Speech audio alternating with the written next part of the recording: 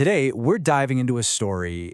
It's this incredible myth about a prince, a dragon, and a gift. A gift so powerful, it could literally end all suffering. And really, at its core, this whole story boils down to one huge question.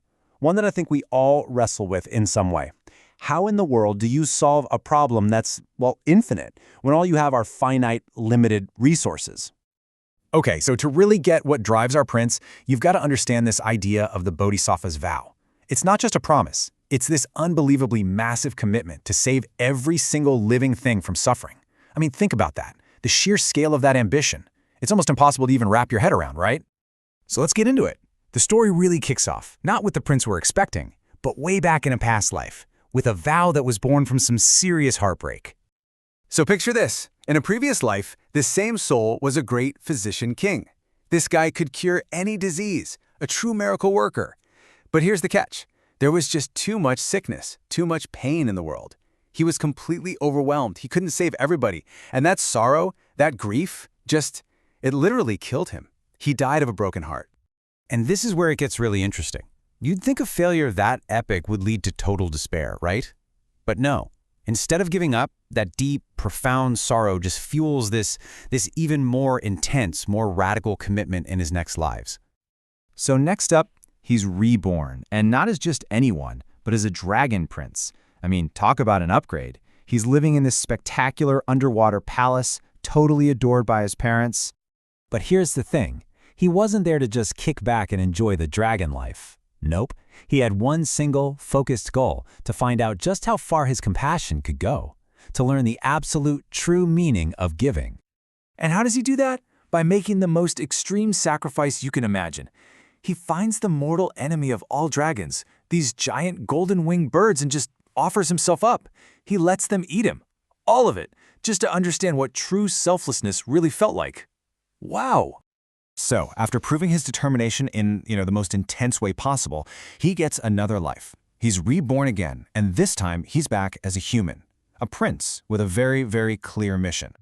His name is Prince Nangxing, which basically translates to able to give. And boy, does he live up to it.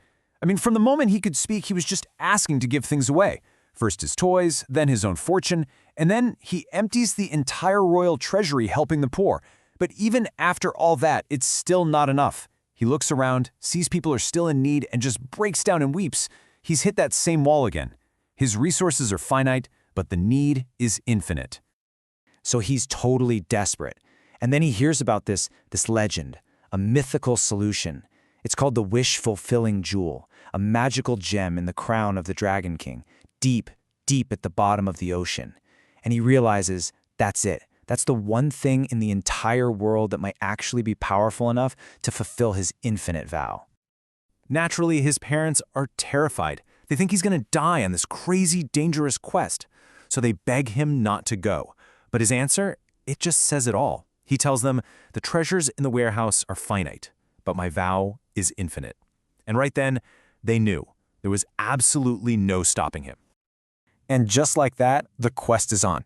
But you have to understand, this isn't just some treasure hunt. The journey itself is the real test. It's designed to push him to his absolute limits.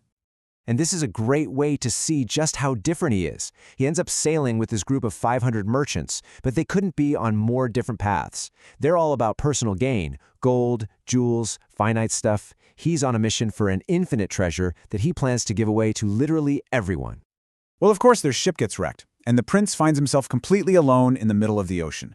What comes next is just this brutal 28-day ordeal. For a full week, he's just floating in the deep sea.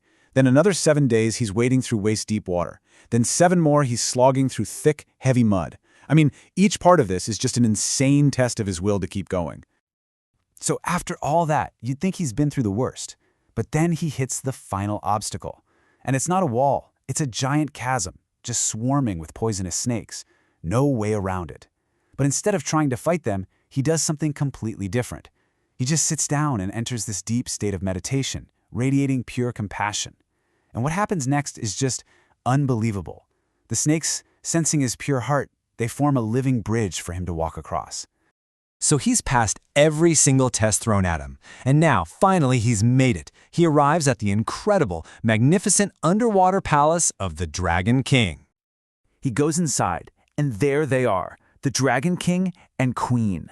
And then, in this amazing, totally unexpected twist, the Dragon Queen looks at this human prince, and she knows him. She recognizes him as her long-lost son, the very same dragon prince who gave his life all those lifetimes ago. Well, everyone's incredibly moved by this reunion, and the Dragon King can see the prince's intentions are completely pure. So he agrees to give him the jewel. But there's a condition, a big one. He says, you can have it, but you have to promise to return it when your time in this world is over. So it's more like a cosmic loan, not a you can keep it forever kind of gift. Okay, so he has the jewel. The impossible, grueling journey is done. Now the real magic, the fulfillment of that incredible vow, can finally start.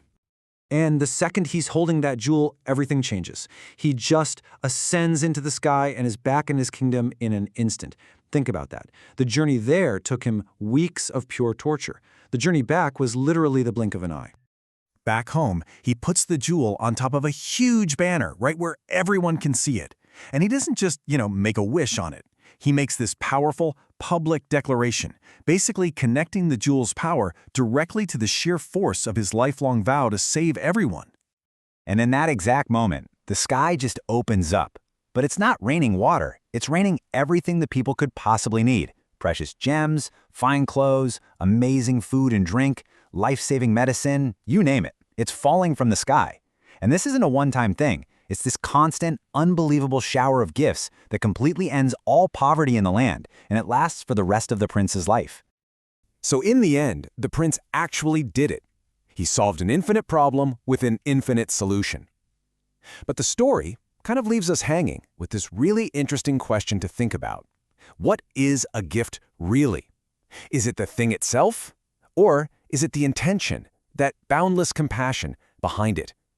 What's the true nature of giving?